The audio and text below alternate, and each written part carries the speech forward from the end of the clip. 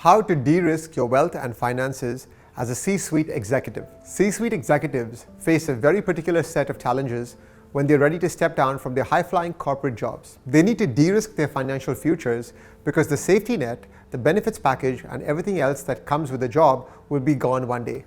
Sahil, a client of mine, is a C-suite executive at a Fortune 500 company. He had a series of financial issues that needed addressing. I want to share Sahil's challenge with you and our recommended solutions. Challenge number 1, debt-free, non-liquid assets. This one applies to entrepreneurs too, but we often see this with our very select C-suite clientele. They have fully paid, debt-free, fixed assets here in the UAE, such as property. The concern is a potential issue with succession planning and the transference of those assets. My client Sahil had a property worth 2 million dirhams that was fully paid for. Now this might sound like a good thing. Paid off, debt-free property. But here's the problem. The entire value of the property is essentially locked up in equity. Sahil has rental income coming in from this property. But he was concerned that the event of death, under Sharia law, there could be a delay in the settlement of this asset, and the transfer to his next of kin might not go as he would like. The solution: free up locked equity.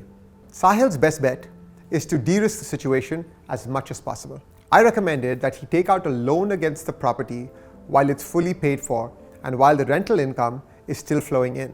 For a property worth 2 million dirhams, if he takes a loan against 60% of that value, he'd borrow about 1.2 million from the bank. That leaves 800,000 of his equity still locked in the property. He can now take the 1.2 million and park it in offshore assets and investments outside the purview of Sharia law. Now, of course, we have incurred debt in the process.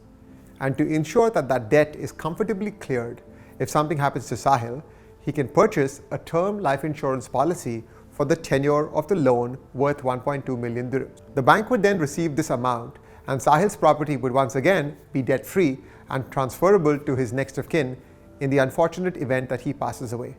The offshore investment portfolio will also likely grow over time. Effectively, Sahil would increase his net worth and diversify his estate without taking on any significant out-of-pocket expenses. Challenge number 2, the end of group life insurance benefit. Most C-suite executives have hefty life insurance policies as part of a group life insurance plan. The challenge, however, is that they lose that benefit at the end of their tenure with said organization. Sahil is likely to retire from his current role in the next 2 years or so.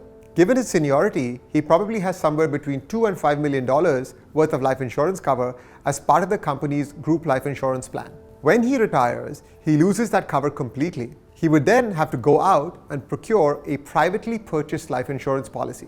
For many executives, this decision comes after a long 2 to 3 decade run in the corporate world. Their age and their state of health, when they step out of the luxury of corporate benefits package, might mean that they are uninsurable. If they are insurable, they'd pay extremely high premiums for their life insurance policies. The solution: my recommendations to Sahil here is to keep the company policy in place and purchase a private life insurance policy as soon as possible. This proves easier while he's still healthy and has a steady income.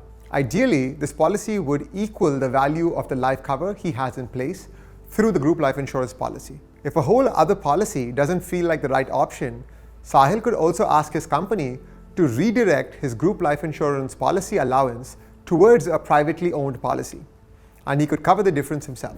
Challenge number 3, the end of medical insurance benefits. Another typical C-suite benefit is premium level medical insurance coverage extended to the executive and sometimes even their family. If Sahil were to step down from his position, that's another benefit that he would lose immediately. A good medical insurance plan equivalent to the care Sahil is used to with his current company provided plan. If he goes ahead and purchases private medical coverage from them and starts to build a good relationship with the insurer, Sahil will benefit from continued medical insurance even after his corporate run at best possible rates. Essentially, we are de-risking Sahil's finances and safeguarding his and his family's financial future even after his tenure in the corporate world ends. Sahil's challenges are not unique to him.